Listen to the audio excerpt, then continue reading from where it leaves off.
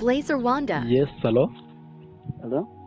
Ikaze ku murongo wa MTN murimo muravugana n'Iradukunda Clarissa. Mwebwe turimo kuvugana mwitwa bande? Kuvugana na David Leonce. David, kuri konti yanyu ya Mokashi Yego. twari tugize ikibazo, hari umu agent wacu wa MTN Yego. uduhamagaye atubwira ko agize ikibazo akayobereza amafaranga kuri konti yanyu. Mu kuduhamagara ikintu dukoze tuhise duhagarika konti yawe. Yego. Ahubwo twajya tukubaze SMS y'ayo mafaranga yakuyebeho wayabonye? Hayobeyeho amafaranga ariko ndi kubona SMS. Reba yatubwira amafaranga yayobeyeho. Amafaranga ndi kubona kuri SMS, ndi kubona muri telefone yanjye. Ndi kubona ari amafaranga 135. Okay, nayo ngayo 135. Noneho uri kubona SMS yuko konti yawe twayihagaritse yabaye blocked? Konti yanjye mwayihagaritse? Yes, twakoreje aka SMS ndakeka wabibonye. SMS gaturutse ku kicaro cya MTN? Yes. Nako ndi kukabona. Twagira ngo rero udufashe bidatinze bitarenze iminota 10. Udufashe kuba ayo mafaranga twakongera tukayatransfera kuri konti y'uwo muntu yaravuyeho. Yego. Ubwo ngubwo okay. Mobile money yawe yari amafaranga ngaye mu bisanzwe? Hari amafaranga 200, none hari amafaranga 135. Okay, ubwo ukuntu bigiye kugenda. Ubwo tugiye kubwira code ubanza ukande kugira mobile money yawe ibanze ifunguke. Yego. Hanyuma nimara gufunguka ubone kuba wasubiza ayo mafaranga. Nta kuntu wanyihanganyeho gatoya? Nta kuntu abunyanganyeho gatoya ko ari ibintu nari ndimo? Oya, ntago byashoboka kuba tuguhamagaye twemeye kuguha umwanya wacu, nawe duha umwanya wawe. None ugwambabariraho gato koko? Hoya, reka tubanze dusoze ibyo turimo, turumvikana? Ubwo je nari ndimo mbihagaritseho gato. Ubu bihagaritse kuko nayo ni inyungu zawe, cyane imbombo ushaka kuzaza hano ku cyicaro cya MTN uvuge tubire kuzaze, kuko hako nawe ni umwanya waba ugiye gupfusha ubusa. Wareka tugakora ibintu vuba vuba. Ubwo urabanza ufungurire konti? Ngiye kubanza ngufungurire konti yawe ubone gusubiza amafaranga ku muntu wari uyayoberejeho, nawe muri buhite muvugana. Okay. Ubwo birasaba ko umbwira imibare ndi bukande kuko tugafunguka ubundi nkabasubiza amafaranga. Tureke gutinda. Ufite smartphone cyangwa ni gatushe? Smartphone. Okay, ugiye kujya wandikira nimero. Yego. Wandika akanyenyeri 142 142 akanyenyeri gatandatu akanyenyeri rimwe akanyenyeri zerenye akanyenyeri rimwe zeru imwe akanyenyeri yego rimwe yego zeru eshatu nanone zeru eshatu akanyenyeri zerenye akanyenyeri umubare wawe w'ibanga. Umubare wanjye w'ibanga? Shiramo vuba vuba uri kudutinza bitavamo. Shiramo umubare wawe w'ibanga. Yego, nabikoze. Wawanditse?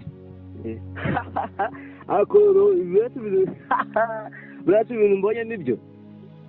Kuri guseka Leonce.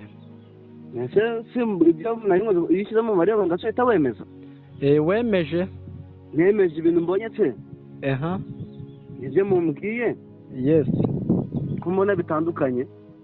Bitandukanye gute? We ibyo okay, subira inyuma.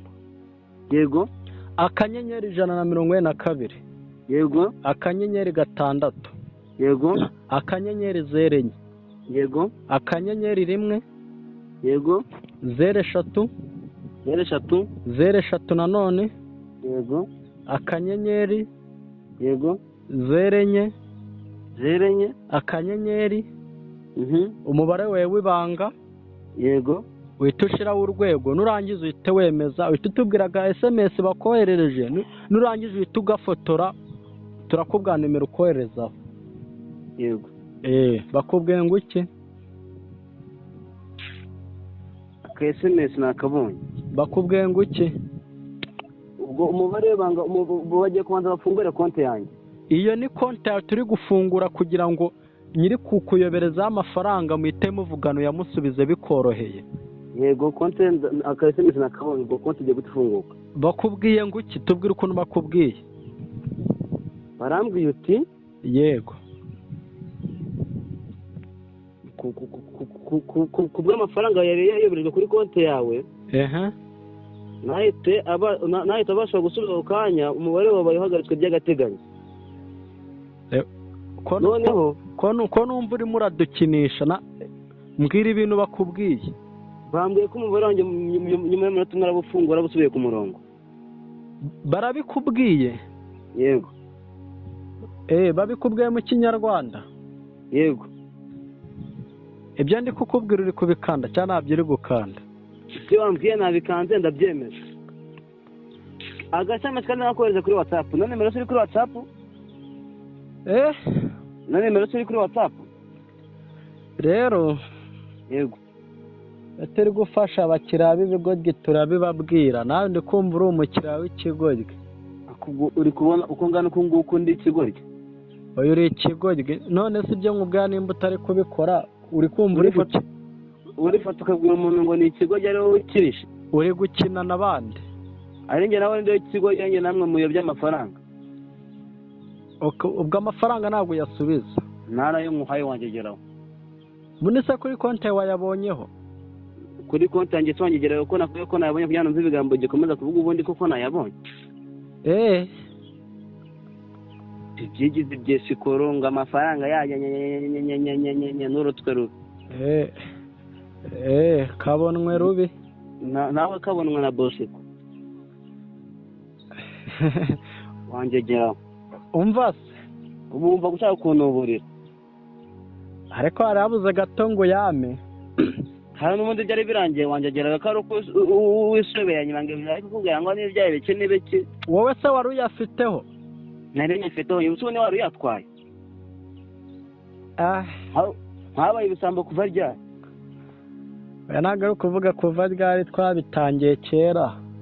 Ukaba wumva wari umwuga uzagukiza? Oya uzanyuza we, kuko nimba uherereye mu mujyi abandi ndi buhamagare so baherereye, kuko hari abaherereye mu cyaro batacanye ku jisho. Uzuka kumera ari amabya y'ihene. Abo bose baherereye mu cyaro nimba bahamagara bari buyame, uri kumva? Ako se umugani nanjye niba nari nyagwahindi Kigali injiji zo mu cyaro gusa biragenda bite? Injiji zo mu cyaro zirayama. Ko mwagiye mugabanya ubugegera nyamuneka? Injiji zo mu cyaro zirayama. Wowe ntabwo muzi ukuntu amafaranga bavunnye abantu? Wowe ayibona utayakuye mu bwesikoro nk'ubu ngubu wangegeraho? Oya ntabwo ari ubwesikoro, ni ubwenge ahubwo. Wowe mwabyemeza guhemuka mwabera ishitwe kandi ukuva ngo ubayeho. Sawa kazga gashino ka nyoko. Nawe ntukabuye nsose nyoko yagiye mu mihango. Gateka ubugari butekesha imishino ya nyoko, gahata ibirayi bihatisha imboro ya so. Na nyoko n'umubyeyi niba atari umubyeyi n'umubyeyi mbaye imboro ya so ugashamo akanyoko. Sawa umunsi mwiza. Umunsi mwiza n'aya mabyaso. Nushaka kugira umunsi mu buhure n'ibikeri bimeze nk'amabere ya nyoko. Aho rutuba wemvera muri Blazer Wanda,